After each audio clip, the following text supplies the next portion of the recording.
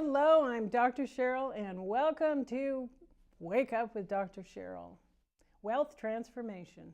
Our show is raising the awareness and consciousness in the relationship with wealth and unconditional love. Always remember that your present situation is not your final destination. The best is yet to come by Zig Ziglar. Our show this evening is about the wealth of networking and giving with our special guest, Mark Sackett, back for the third time. The second time was not fair because the sound didn't work.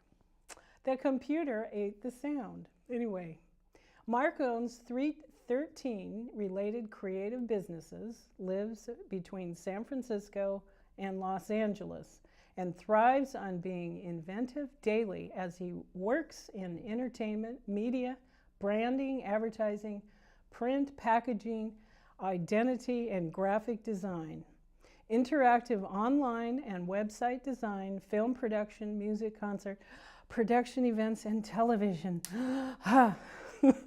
He has been an award-winning designer, director, producer for over 31 years with more than 1,000 awards to his credit. Mark consults with CEOs, venture capitalists, brand owners, and entertainers around the world to grow their brands, investments, companies, and profits. As the founder of Brain Food Creative Programs, he is a thought leader who helps people live more creative lives by teaching them about what he calls left of center thinking through his own one-on-one team Brain Food trainings and seminars worldwide. Brain Food Creative Programs also produces the Art of Active Networking worldwide as a way to help entrepreneurs, business people, and individuals make stronger, deeper connections using social media and the power of genuine relationships. And that's how we met. Mark has created #MyGive4 is to give 4 hours a week in the following 4 ways to help others do better. The first one is give freely of your time, ideas, and talent. The second is volunteer. The third is give money or donate. The fourth is give network referrals and pay it forward. Welcome, Mark E. Sackett. Thank you for coming again. Let's see, this is the third time. The second time we made a big faux pas and ate the audio, so we're here again to expand because there's been quite a bit of time between then and now. So welcome. Thanks, nice to be back. Yeah. So what would you like to talk about? And I actually want to talk about your Give For a lot because that is setting the example for everybody that's watching. So sounds good. I was thinking on the last time I was up here, maybe I just didn't say anything of value. And the computer made the decision that we should just not play that. Well, actually, you were in a vulnerable place. It was a tough time. You know, it was a tough time. So, you know, it was a good airing for you. But hey, so we just treated it like a therapy session. Yes. That nobody will ever hear. That's right. And which that's is probably just as well. That's all right. You know, we're all human. That's true. That's true. So, well, just to kind of give the viewers a background, you and I met about 6.5 years ago. Yeah. It was in 2010. And Carol introduced us. Did she? Yeah, Carol Newman. At a conference? No, she at brought my event? me. Yeah, oh, she brought okay. me to your event. So I started the events 7 years ago. So it was right after I started. Oh, wow. Okay. Wowee. Yeah, I know. I was just a baby. And now you're a senior. Yeah. My dad reminds me of that all the time. That now I can get a senior discount at the movies. Hey, it helps. It was surprisingly inexpensive. I was thrilled to be a senior that day. Yeah. What was it? $1.50 to go? It was $2.50 each to go to a movie. Oh my God! And I'm like, I go here, and it's like 14, 16. I don't know. 7. So yeah, whatever. I think for a senior. Well, yeah, so I'm thrilled to be a senior. Joining the ranks. I'm a proud AARP member. And that's after throwing about 90 of those mail things, and that they send you away. Yeah. And finally, I was just like, screw it, I'll be a senior.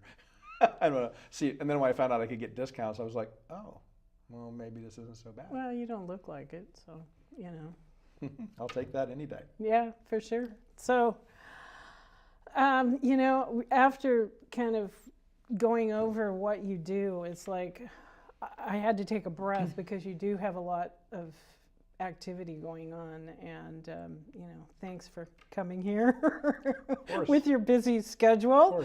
And but tell us how did you get started and all that? Well, I mean, I started as a graphic designer.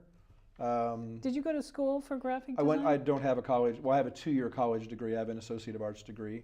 I went to a local junior college in Kansas City called Johnson County Community College, and even then we didn't call it graphic design. We called it commercial art. Oh. So I have a commercial art Associate of Arts degree, and it's funny. I was going to go to a 4-year school. I had applied and gotten accepted to Pepperdine, and also accepted to a very premier design and art school in Southern California called Art Center College of Design. And then I started getting the brochures and finding out the tuition packages, and it was going to cost me like $30,000 a trimester in 1979 to continue. These were premier schools, and even with a partial scholarship, I was working construction and cutting grass, and my parents didn't have money to put me through college, so I was going to pay my own way. I paid my own way through Johnson County to the college I went to, and then I got my degree, and I thought, well, I'm really passionate about what I'm doing, and I really want to start doing it. So I started my own business. I called it Raintree Total Design, and I started doing work for local businesses. And I won a ton of awards for my work in the shows.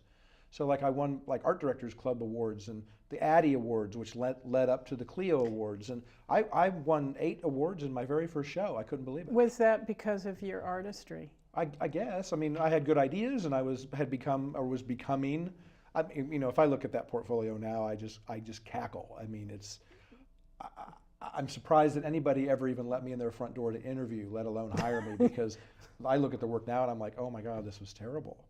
But wow. We evolve, but I still have my student portfolio, and I have this dream that someday I'll do a book of my work and my life, and all my work will be in there, and it'll be like one of those, like, the first 2 chapters will be the early years. Yeah, well. But so I started as a graphic designer, and then over the years I just took various things that I had great interest or passion for, and I turned them into companies.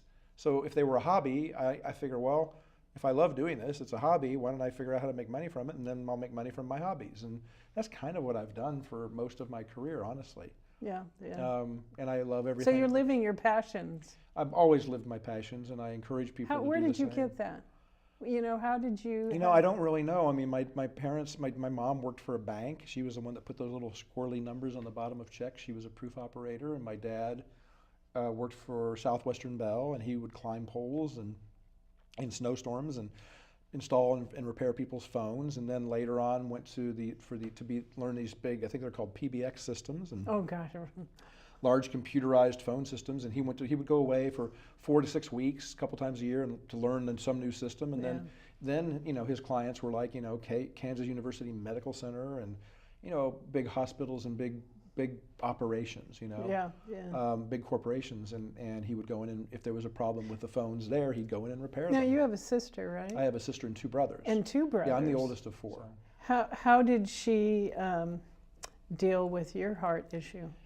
Well, I mean, she was very helpful. I mean, my heart issues are now solved. I had atrial fibrillation, and I had 3, they're called radio frequency ablation surgeries to fix them. The last one was in October of 2014.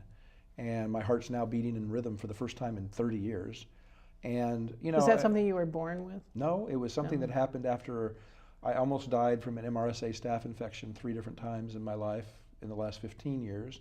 And after the first time I was put on that medicine, something happened to my heart. The medicine was a very powerful antibiotic. It was directly introduced into my heart via a PICC line.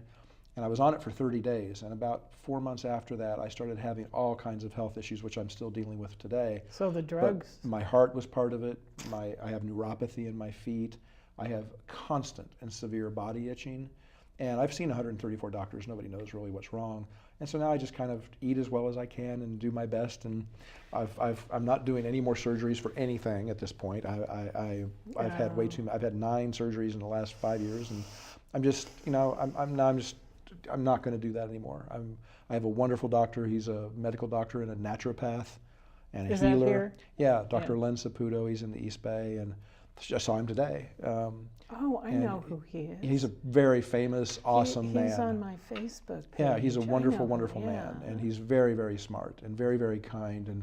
And he wrote a big book, kind of attacking big pharma, and as a medical doctor. So he comes from knowing, and he has this thing called the Health Medicine Forum, and he puts just impeccable, incredible information out for free to the world. Nice. And he does these and videos. That's in sync with what you do. It's so in sync with the alignment of kind of what I want to accomplish, with whatever time I have left on the planet. So, Well. So, we know you're a Kansas City boy. Yeah. That good old Midwest chutzpah, whatever you want to call it. And good barbecue. Yeah. So you have your networking. The art of networking. Yeah. You have it in how many cities now? Right now, it's in 16 cities and 5 countries, including Australia and Germany and the Netherlands and Canada and the United States. I do it monthly in San Francisco, San Jose, Los Angeles, and Orange County. And then I do it 6 times a year in Vancouver and New York, and 4 times a year in Kansas City. And Chicago's brand new. I launch it on October 26th. I've already sold more tickets than I sell for my local events. People are excited about it. Good. And then I do a lot of public speaking, unrelated to this, but speaking about creativity and branding and brand consulting and living a creative life and building powerful relationships and those kinds of things, especially for students. So I'm actually that day doing 2 speeches at Tribeca Flashpoint College, which is affiliated with the Tribeca Film Festival in New York. And then I'm doing the event that night at Tribeca Flashpoint College. So they're donating the space. I'm going to speak to the students, and then they're going to let me do the event. And then the students are invited to the event along with local business leaders, entrepreneurs, the creative and film and television community and design communities and those kinds of people. So because I've been involved over the years, and I didn't come for a while, and I came back, and I go back and forth because I get busy, but I've been coming more consistently. You have, and kind of tell your philosophy, because I know it's not the traditional network. Well, I mean, I think that when most people hear networking, they cringe. Yeah. What do you do? What can I get? Well, it's more about like, what would you like to come to a networking event? And people are like, no. Yeah. And I think that when you go to many networking events, the first thing they do is they give you a name tag to slap on your chest, and then you have your pile of business cards, and off you go armed to sell whatever you're selling, And I don't know any of your listeners, or certainly myself, I don't like to be sold to. No. I don't think anybody likes to be sold to. So what I did is I'm tipping networking on its ear. I'm using the context of a networking event because I think that's a paradigm that we all understand. But what I've done is I've switched it to not what are you going to get out of it, what are you going to sell, and who are you going to sell it to, but what can you do to help others in that room do better? And I preach it like it's my church, and it works. I know that it works. And so I've refined it now to create this thing that you've referred to as My Give 4. And I ask people to consider giving 4 hours out of every week for the rest of their life towards helping other people do better. And then they say, well, but how? And I say, in these 4 ways. That's why it's called My Give 4. Right. 4 hours a week in these 4 ways. Would you give of your ideas and your talent? Freely, not in a consulting gig, just, I've had some experience with that. Would you mind if I help you or offer some advice? Number 2, would you give of a little bit of money? Drop a nickel in somebody's hat, make a donation to a crowdfunding campaign, buy somebody at a coffee shop their drink, before they have a chance to pull their wallet out. One thing I like doing once in a while is paying for on the bridge, paying for somebody. I used to do that all the time, but now I have that transponder, Oh, I know, I can't say do it anymore. You know, I used to do that all the time. Yeah, that's fun. I just give them, I say, pay for the person behind me, and then they would try to catch up to you, and they'd be like, you know, and I loved that. But you know, technology is taking some of the kindness out of the world, I think. Oh my God, is it? Yeah, but so anyway, so it's, you know, give of your ideas and talent, give of your money in some way. That's hard for us because a lot of us don't think we have enough of it to begin with, and so giving some of it away is really hard. In churches, they call that tithing, I think. Yes. But you know, and they ask you to give 5 or 10% of your income. So I'm just saying, you know, just whatever you've got in your change or a dollar or two. I mean, and if you have the means, you know, think of a nonprofit you want to support, or a cause you want to support, or an organization or a crowdfunding campaign, and donate a little bit. And then finally, so you're volunteering potentially, again, outside of your area of expertise. You're giving of a little bit of money. You're offering advice and support to people who are struggling, and then give of your network referrals. You know, we all use social media. We're all on things like LinkedIn and Facebook and Twitter and all of the multitude of multimedia and social media that are out there now. Instagram. I'm a big Instagram user. I have 7 Instagram accounts, you know, for my various businesses and things. And I just believe, you know, I have a very different view of social media than many do. A lot of people are like, yeah, use it for business and use it for acquisition. And you know what? I think of my social media as billboards on the highway.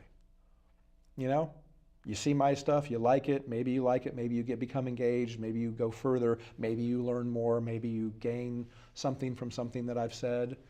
You know, maybe it provides some value to you in some way. So that's my give for, and I do it a lot. I mean, I serve on a number of nonprofit boards, and you know, and I just take great joy in doing dumb little things. Like there was a couple sitting at lunch recently, and they were having their anniversary, and I heard them overheard them talking to the bartender, and they had said it was their first trip to San Francisco, and they were in their 60s, you know, and I was like, I love that. They're sitting there like they're having dim sum at this restaurant called Yank Sing, and they're just loving. They've never had dim sum. They've never been to San Francisco, and I just called the manager over and I said, whatever they're having, would you just put it on my bill? You don't have to say anything to them. Just do it.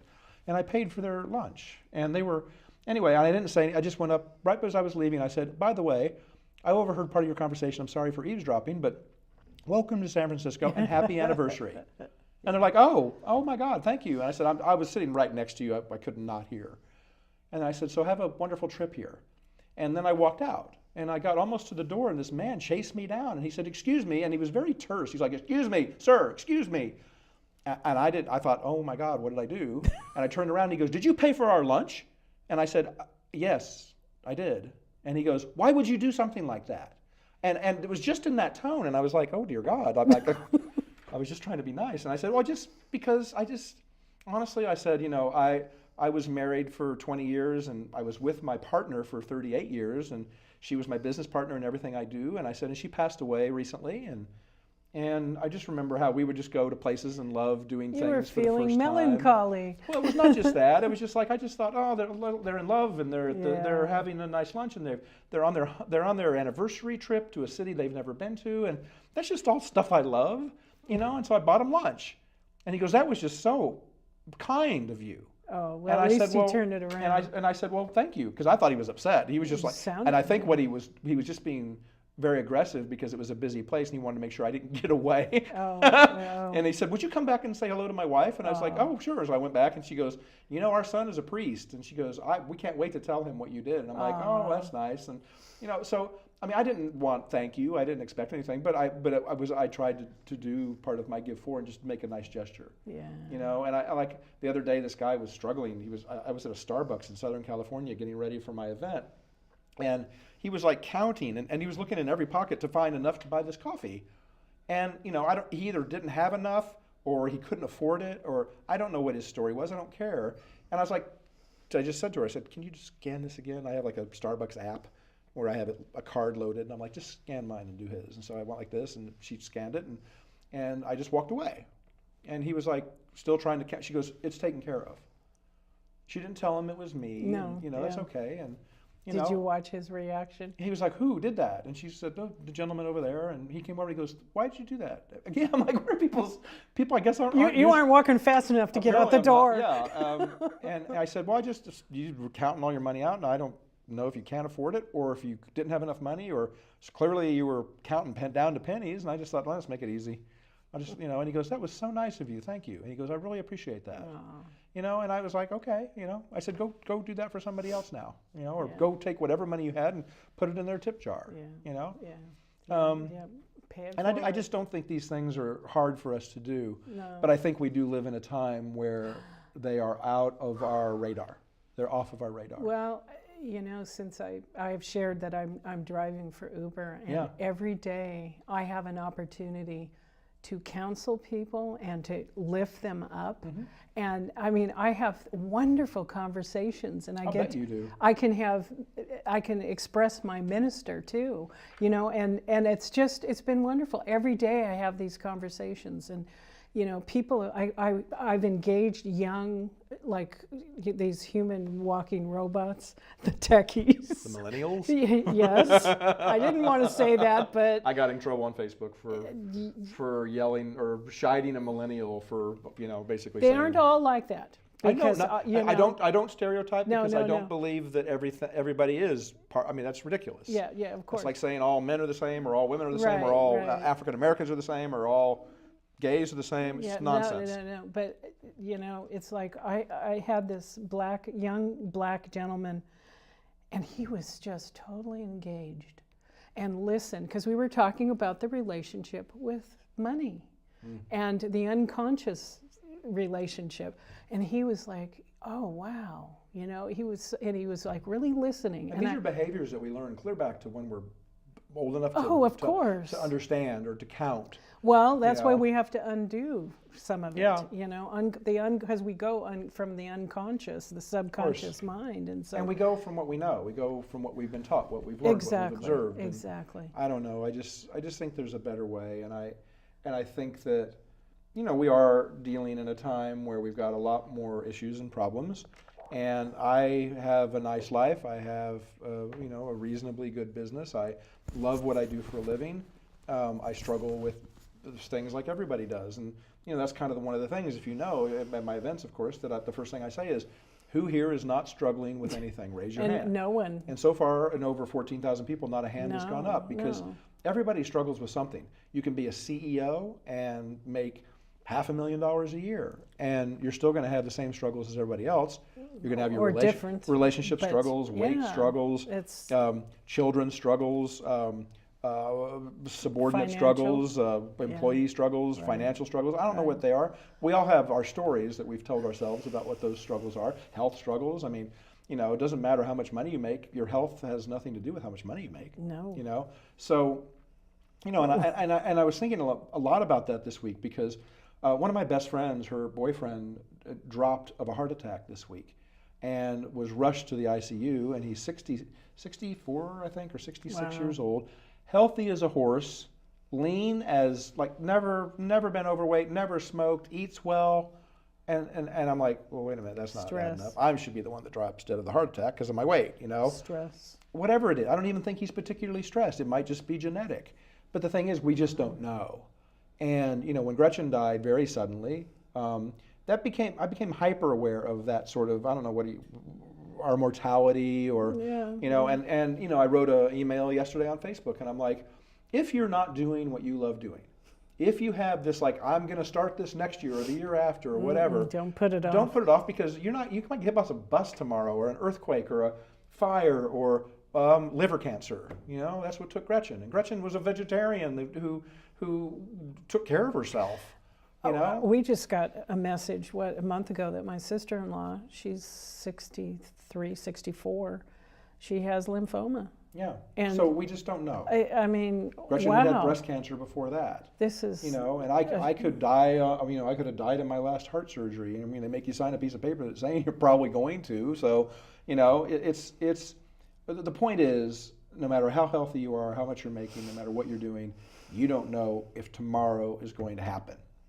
And so live in the moment. Well, and be happy with what you've got. I mean, we're striving towards all these things. But what about just being happy with what you've got? What about ending your day saying, I bought that person lunch, or I bought that person a coffee, or I supported that nonprofit, or I supported that crowdfunding campaign, or I referred Cheryl to 3 people that she needed to know who might help her in her business, or I referred somebody to her show, or, these are little tiny acts of service that can help somebody to do better. And, I heard this great quote a couple of years ago that said, be the missing piece in someone else's puzzle. Yeah, absolutely. And I think about that. Think about the top of this table being a big brown jigsaw. And it's round, so there's no corners. That makes it harder to put together. So you can't find the corners first. But, if you can find a couple pieces that lock together, and then a couple more pieces, and, maybe this thing's almost done, and all of a sudden you're like, I don't think we have all the pieces. And somebody walks in with that piece that just completes that picture for you. I think that that's extraordinary that somebody can do that. And I don't think we recognize our own power in that. I think it could be pretty significant, honestly. And that's what my Give For, that's what the Art of Active Networking is about. That's kind of what my purpose is. I'm writing a book a bit about this that will hopefully be out someday when I sit down to finish writing the book. But for now, I just keep talking about the book.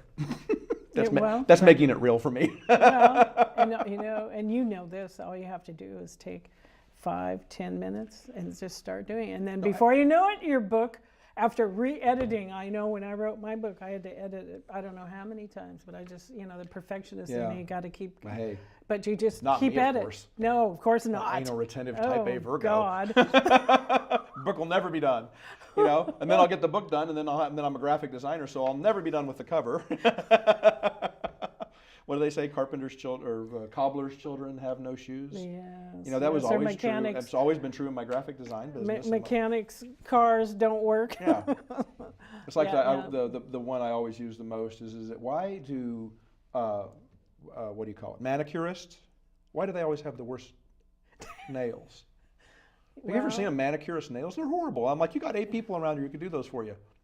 Well, actually, the one I go to, they both look nice. They do, but I think they do. But I think by and large, that's not the. Or hairdressers. Hairdressers always, Well, I think somebody told me, because I said, why do hairdressers always have the worst hair? And they said, well, because they experiment on each other. And then, then they make and I'm mistakes, like, and they got to fix it. I'm like, well, I'm glad that doesn't apply to other professions, like, I don't know, being a doctor or a surgeon. Oh, Jesus, Hey, can you lay down? I want to cut the open and see what's in there. I'm like, I'm just going to experiment. We'll bandage it up afterwards. Oh. But I love living a creative life, and I'm really analyzing my life right now to decide what's next for me. I'm 59, headed to 60, and not that I don't think that's old. It is senior, but it's not old. It's not old. They say I don't today. think so. They say today that you're not really considered old until you're 80. Well, that's awesome. And we're living. The age mentality is different. 10 to 20 years. People always say when I tell them my age, they think I'm lying, and I'm like, who lies up? At the best, at the best, you spend most of your life trying to say, oh no, I'm younger than that. Oh no, I'm 40, I'm 42. I just started lying about my age. I might start going backwards each year. When I hit 60, and then I'll be 59, and I'll start over and see. And then I thought it would be fun to see how low I can go before people start saying, no. That's not true. But, I think that I don't know how much time I have left here. My plan is to die when I'm 124, because 24 is my lucky number. It recurs in my life all the time. And I thought 24 was too young to die, so I just added 100, and that's my new plan. And I've said that for years. And it's possible. Can you imagine me at 124? I'll be the grouchiest man. I'll be wetting my pants, walking around, grumbling about stuff. But, I'll probably still be talking about stuff. In Ecuador, their average age is 100. I'm going to Ecuador. I'm going to go down and see what they're eating. Oh my God, the organic soil and wonderful vegetables and fruits. They're huge. They're wonderful. And then it makes you live till you're 100. And they don't have stress. See, I think that stress, and I do believe that stress is created by us, not by anybody else. Oh, of course. If you say, if you say my boss stresses me out, it's like, no, you're letting your boss stress you out. The question I've been thinking about for a few days for you is, what do you do for your stress? How do you handle your stress? I went through this stuff called clarity training a couple years ago that really helped me to start to look at things that were stressing me out. And I realized that the biggest thing that was stressing me out was my story. I had to change my story and how I engaged in that story. And clarity training, this particular training that I did, taught me that if I look into a mirror and I'm angry, the mirror just reflects the anger. If I'm happy, it reflects the happiness. In your face. It just reflects whatever it's and the getting. Energy. But the mirror never changes. A tree, if I'm leaning against a tree and I'm furious, the tree doesn't change. The tree's unaffected. So we do this to ourselves. And I used to get headaches. I'd be stressing about something all the time. I'm stressing about something right now. Right. But I'm trying to not let it tear me down like I used to. So how do you do that? Sometimes I open a bottle of wine and I have what is now famously known as naked pizza movie night. And I close all pizza movie night. Yeah, I close all my doors and I close all my windows too. And I just am by myself and I pull a bottle of wine from my cellar and I order my favorite pizza and I pick a theme and I watch movies all night long, usually on a Friday night. And I'll pick, I don't know, The Bourne Identity. And I'll watch all of them straight through. So I do it's a marathon. It's not just watching movies. Have you seen the last one, actually? Of course. Yeah. I was the first person in the theater for it. I loved it. But I did so I've had a Lord of the Rings marathon where I watched all of the Lord of the Rings. That was a whole weekend. That was a big deal. I did it once. I watched all 8 Harry Potters back to back.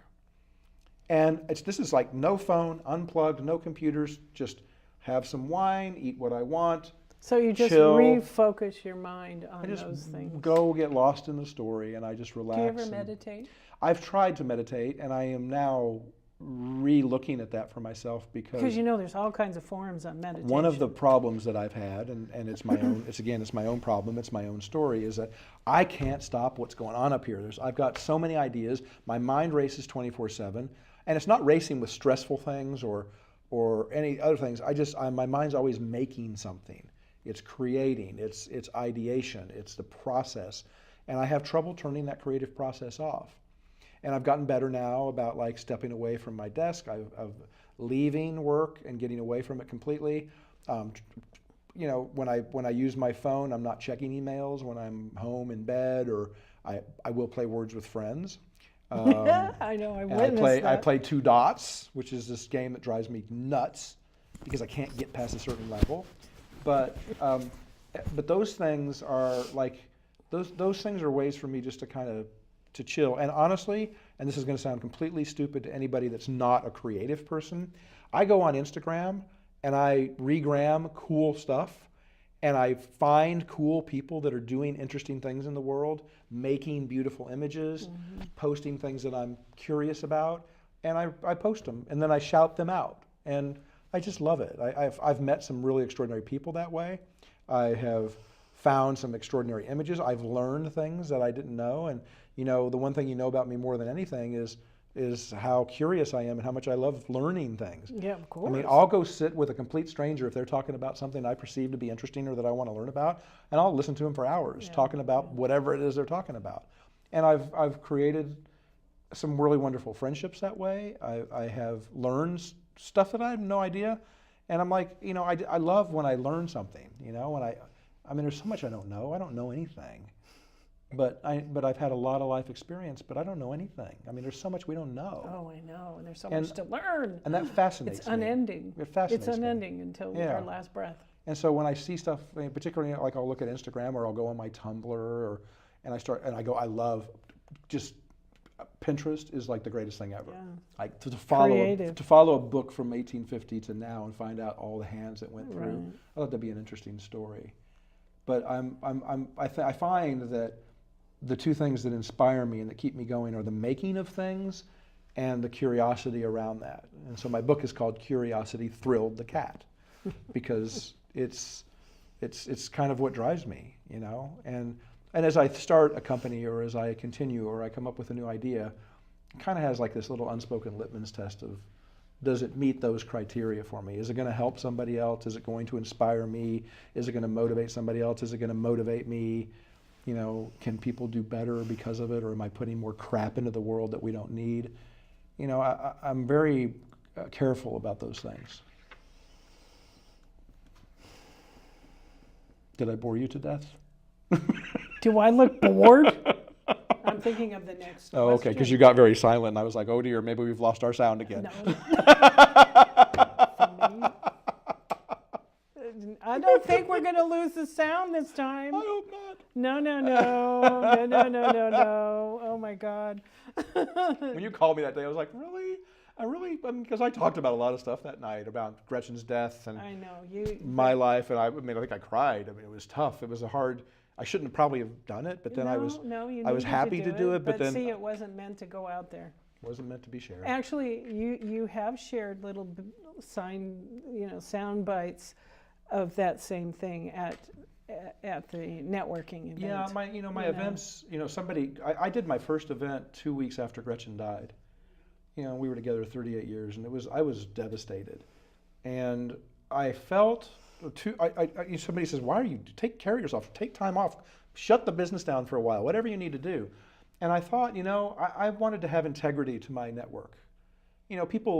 Some people lean on me or look to me, and they appreciate those events. And we found hundreds of people jobs, and found hundreds of people money and things that they need in their lives. And so I felt like I have a responsibility. And I know that and I had a talk with Gretchen about a week after she died, and I said, should I keep doing this?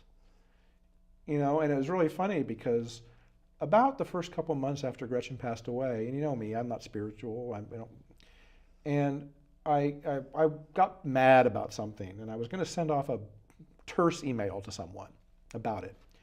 And I went to go type the email, and I hear this, no louder than that, in the corner of my office. My office is, 20 feet by 20 feet. In an old warehouse, and I looked over, and it came from the same direction, and it had happened one other time. And I look over, and there's not even a plug in that corner. There's no vent, there's no plug, there's nothing there, And I was like, we don't have rodents or anything. There's no bugs, and I thought, what is that? So anyway, I didn't think anything about it until it happened a couple times, 2 or 3 times, about various things I was in the middle of. And then one day, Gretchen's sister, who also works with me, worked for us for a number of years, and now she's kind of doing Gretchen's job in the interim.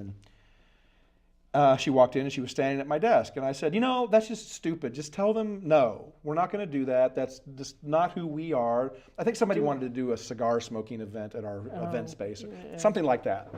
And it was a lot of money, and I was like, no, we're not doing that. And I said, just tell them that, and of course I'm not going to just say, no, we're double booked, or no, we're not going to do it. I have to tell them why we're not going to do it, because I have to tell them that I don't believe in smoking and blah, blah, blah, blah, blah, blah. And I started into that, and I hear this, and Elisa goes, what was that? And I said, I think it's Gretchen. I looked over in the corner, I said, I think it's Gretchen. She goes, what do you mean? And I said, well, every time I go to do something stupid or I go too far, I don't just shut up and move on. I keep hearing that knock. And I said, and I think it's her just telling me, calm down. Because that was what she always would do. She'd like, just take a breath, calm down. Don't send the email off right now.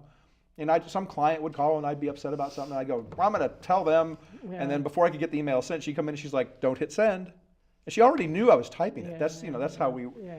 And I told you before, she's, if I would start to say something mad or mean or whatever, and she'd just be like, just because you think it doesn't mean you have to let the words hit your tongue, and then you don't have to open your mouth and let those words out. Just keep your mouth shut, and then they don't come out. I think a lot of people have to learn that lesson. Yeah. So the other day, my Carrie, who I did the clarity training with, and she's my Pilates trainer, and she called. She goes, "Hey, how are you doing?" And I haven't talked to you in a while. I'm like, "I'm doing better, I think." And she goes, "Do you ever hear from Gretchen?" And I said, I said, I did hear from her for the first 2 or 3 months after she died. And I think that she's okay now. I think she knows I've got it. I think she knows that I'm doing the right thing. I think she's seen how I've maintained the business and taken care of my staff and taken care of our clients. And you take care of and done my best to take care of myself. I probably don't do a good enough job of that. But I think she knows that right now I've got it. And I said, and I think she's honestly happy to be rid of me for a while. And I think she's just taking a nice little break. She's on vacation somewhere and enjoying her new friends and whoever she's met wherever she is. And I don't know, maybe she'll be back. When she's done, she'll be back. And you say you're not spiritual? I'm not spiritual, no. I don't believe in God and monsters. Well, but spiritual doesn't necessarily... Well, okay. So I read this little poem, and it said something about don't grieve me being gone or something. I'm just in the next room. Yeah. And that analogy was like, oh yeah, she's just in a room. It's in the next thought. Well, but she's just in the next room that I don't see or I can't connect to right now or whatever. Or maybe she's literally in the next room. She just bangs on the wall every time. But see, you recognize that. That's a spiritual experience. Well, that's awesome because it stopped now. but I mean, that's my interpretation, because when you can sense things that are not material, that's spiritual. It doesn't mean that, it's interpretation. Well, there's this. I think I told this joke the other night at the Art of Active Networking. This guy told a joke when I was in Southern California last week at one of my events, and he said, these two best friends had known each other for 65 years, and their favorite thing in the world was watching baseball games together. They were both huge baseball fans, and one of them says, when we die, I wonder if there's baseball in heaven. And the guy says, wouldn't that be great?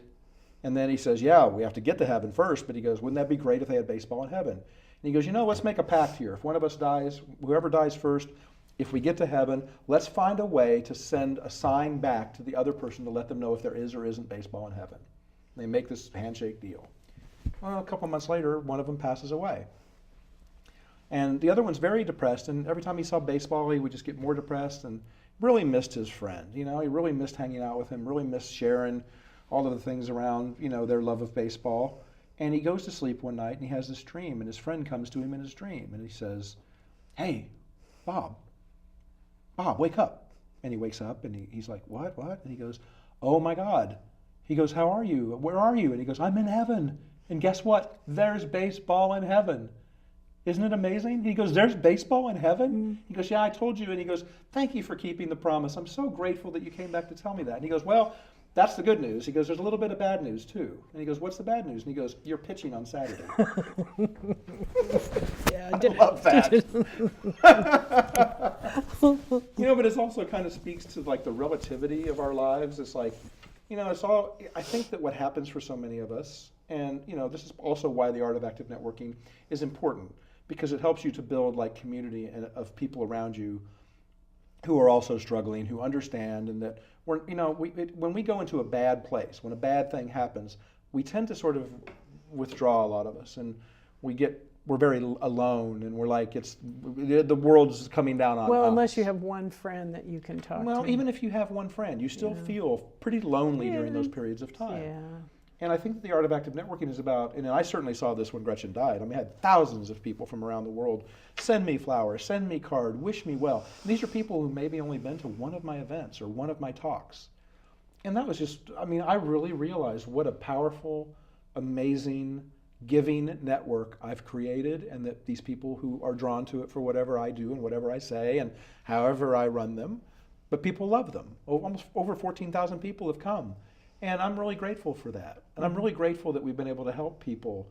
Even if one person gets helped a year, I'm going to keep doing the events. Yeah. And I lose so much money on these events, it's not even funny. But I don't care about that. I care that if I have the money to do it, that's part of my Give For. I can do them, I can lose money on them, but I can find another person a job, or find another person a relationship, or find a connection, or money for their startup, or I don't know, any myriad of things that have happened. Look at the friends you've even made. Oh my goodness. I mean, you've been coming for 6.5 years. I would guess that there's probably easily 100 or more people that you've met. Well, maybe so. Yeah. I mean, I'm not saying that you're friends with them all, but you've certainly met 100 people and seen them many times. Zora, she and I become friends. Zora Coakley, if I look at some of our none of my members are normal. Some of them are regular members. Stephen Hook, George Parrish, Zora Coakley, Gina Vance. In New York, Orlia Moore, and Ken. Albert Chen, and Ken Wong, Mike Brigham.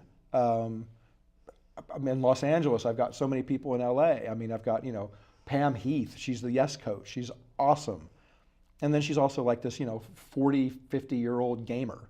And she's just so cute when she lights up about gaming, But here's the thing. I'm terrible with names. And I just named a whole bunch of people who, are otherwise strangers. I don't know about their day-to-day lives. But when it comes to the Art of Active Networking, we're part of that same community. And if they need something, they know that they can call me. Yeah, and I of the 14,000 people who have attended, I probably knew 50 or 60 of them before I started this 7 years ago. And I think that's pretty cool. You know, and they keep coming. I don't know why they keep coming, because they're getting something out of it. Well, and you put it out there, you know. I mean, I get all your emails, and it's a good reminder. I do send a lot of emails. My attitude is I'm going to wear them down until they show up. But I also try to offer some valuable content in the emails, and my perspective of, you know, it kind of comes from a place knowing that we're all struggling and knowing that we all deal with the same crap. And, you know, right now we've got a lot of stress because there's a lot of people. I've had 4 people unfriend me on Facebook because I'm a Hillary Clinton supporter in this election. Now, I think Trump is one of the deplorables, to use her word. That's my opinion. There's going to be people out here watching this show who disagree. But, you know, I don't center my life around hatred and speaking ill of women, speaking ill of anybody for that matter. I don't have any problem with race. I don't have any problem with your sexuality. I don't have any problem with where you're from. I don't have any problem with your weight. I try to have empathy and sympathy for anybody that's different than me that might be struggling. But he turns them into targets and attacks them. And I think that that's terrible, because it's creating a divide in this country that is hatred based. If it was a philosophical difference around, I don't know, how we were going to feed people, or how we were going to protect people, or how we were going to really protect our borders, it shouldn't be to the exclusion of somebody else. There's a lot of good people out there, and there's a lot of bad people out there, and unfortunately, you know, I just don't think we're in a healthy place right now in America, and I'm so anxious to have the next 30 days happen so that we can put this behind us, and whoever wins, you know, so maybe the country can kind of heal up. I am so embarrassed and ashamed of what's going on. Well, I mean, it's just the whole thing has turned into a circus, and I don't particularly like either one of our candidates. But you know what? I think it's important for people to respect the opinions of other people, though, you know, and to respect the process. Yeah. I mean, because, you know, you and I may not agree, but you're entitled to your opinion, you know, and your feelings. That's the whole point of why we live here. Yeah, exactly. And I am too. And just, it's okay. Accept the differences. I think people have a hard time with that, is accept, because they want you to think the way you think. I agree. However, when you are blatantly attacking other people, well, that's awful. Your inner defense is my inner defense is to go defend. Yeah. You know, if somebody comes in here and starts beating on you, and I do like you, but if I don't like you, I'm still probably going to try to help you. I'm not going to say, well, she deserved that, you know. No. So I think too much of that's happening right now. I think we're very much now living in this kick them while they're down mentality, instead of let's try to lift each other up mentality. And so the art of active networking, my Give 4 is about, I don't care what your situation is, as long as you're not helping or hurting other people, then let me help you if I can. And somebody did say to me about a year ago, he said, why do you presume, what makes you presume to think you can help others? And I said, this isn't about me. This isn't about me saying, I'm some kind of a savior, I want to help you. I may not be able to help you, but I have created a network of people who have the propensity to give and to listen and to try to help you. And you don't know who I know. You don't know who my resources are. I don't know who you know. I don't know who your resources are. I don't know who that stranger's resources are. You know, 40% of my events are all new people I'm meeting for the very first time. Oh, yeah. We don't know who we know, but if we all have at least an attempt at a like mind towards helping one another, we can do a lot of good. And I'd rather see good than evil. Of course. At the end of the day. Of course, because there's a lot of evil out there. And, you know, I do see it every day in my work. We all do. You know, I have to tell you a quick Uber story if you don't mind. Oh. So I'm in an Uber, and I don't particularly care for Uber. I like Lyft equally. I like the rideshare concepts. But I'm in this Uber, and I get in, and the driver has this like 8.5 by 11 plastic sheet hanging around his center console, and I'm in the back seat. There's a different rider in the front seat. It's a carpool and Uber pool. And on this 8.5 by 11 sheet is a picture of him and a little short bio about who he is. And he goes, I'm a DJ, I'm a singer-songwriter, I appreciate having you in my car today. And it was just like a little cool little thing. I thought it was really cool. Anyway, and I'm just sitting back there quietly reading it. And then it says, and I've written an original birthday song, so if anybody ever wants to hear it. me, Yeah. I'm like, I'm going to... Show me, tell me. So anyway, I said, you've written this Sing me. original birthday song? And he goes, yeah. And I said, well, my birthday's September 9th, and this was like September 14th. I said, so I think it still counts. I said, I'd love to hear the song. Do you mind singing it for me? And he goes, so this was cool. He turned to the woman in the car in the front seat, and he goes, do you care? And she goes, no, let's go. So I said, hold on, I have to Instagram it. So I got my video out, and I was like, all right, go. And he sang this cool song that he'd written. I could only get a minute of it because they have a limit that I could post anyway. And then I think I Instagrammed it and then re-Instagrammed it again so I could get most of the song in 2 different posts. And I just thought that was the coolest thing ever. And but it was that little dumb thing that changed my day. I was already having an okay day. Yeah, but that just But I'm like coming put the back from icing. lunch and I'm just like, oh, you just made my day. Yeah, You made my that's day sweet. awesome because that's a one-of-a-kind experience that I'm never going to get again. And that's what I think we need to do more of. Oh, of course. Be And that spontaneous. might give forth. But you know Just what? do a You know song, what do I'm this. afraid though, that the millennials and the techies are being brainwashed, and they're not using that creative power that they have. Well, 70% of all creativity is drummed out of us by the age of 4. And 85% of our creativity is drummed out of us by the age of 12, of adolescence. And that's even before millennials or techies or anything else. And I think that, we have to look at technology. I've got an iPhone 6 Plus in my pocket. I use the best laptop I've got. Those are my tools. And I think we have to keep in mind that these also are our tools and use our tools wisely, but not to the exclusion of other things. The other day I was talking to a guy on the plane, and he had a book and a Kindle. I said, what do you like better, the book or the Kindle? And he goes, if I'm reading news and stuff, I scroll through my Kindle and I do that. But he goes, engage in I'd a love book. to hold a book. I love to turn the pages of the book. And I was like, I like to hear that. And that's what people feel about the cool. paper too. Some people like to read the Well, paper. I don't know if you want to get a bottle of wine and curl up next to a fire with a good Kindle. Maybe you do. But for me, I have a lot of antique books and that they smell, and they've got that inscription in the front of a lot of them, and I'm fascinated by that. And the book, the physical book has history, whereas the physical Kindle doesn't. And I was at a conference a couple of years ago, and I got into a big argument at the conference because I was sitting in the front row. It was about 3,000 people, and the panel on stage was talking about our history and product design and how we don't value things anymore.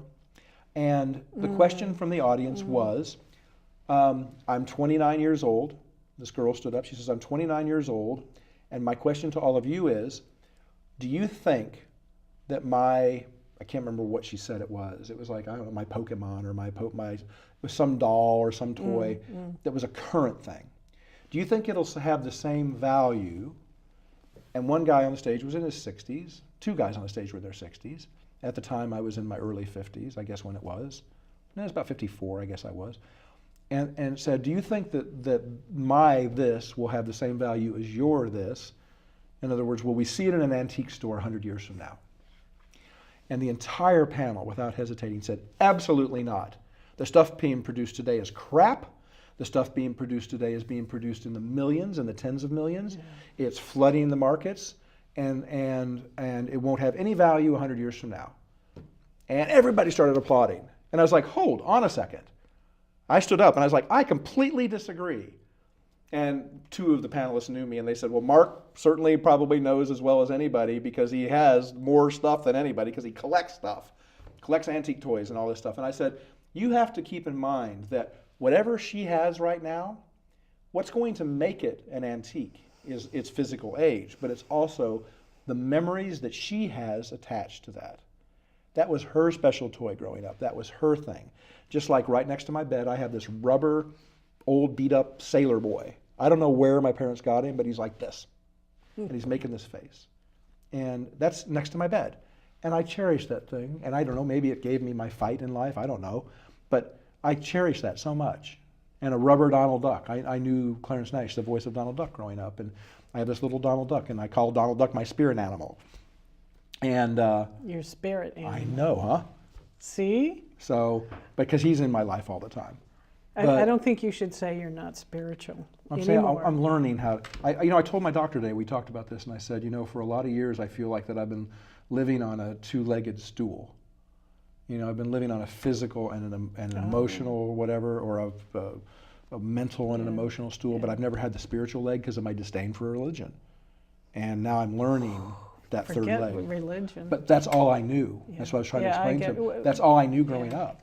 You know. I understand. A lot of people feel that way too. I mean, especially when they're Catholic. Oh, I grew up Catholic. Oh, well, there you go. I can't talk to God. I got to talk to a priest who will talk to God for me. If we have him till 7, we have him till life. For life now. When I went to make my first communion, my friend reminded me of this the other day. She says, "You remember that when Father Glowacki tried to put the host in your mouth, you wouldn't open your mouth? And when he says, you have to open your mouth." And I said, "I want to know what's in it first." Oh, jeez. There you go. Oh, my God. Causing trouble when I was, how old were you? When you 5 when you do that? Well, you were questioning stuff. Oh, dear. You know? Our time is done? up. Well, I hope somebody heard some of this and it might provide some value. You know, I'm just teasing. I love you. I love being here. I love that you even consider having me here. Well, I had to make up for the last one. Believe me, I had a hard time making that phone call. What, do you think I was going to be mad?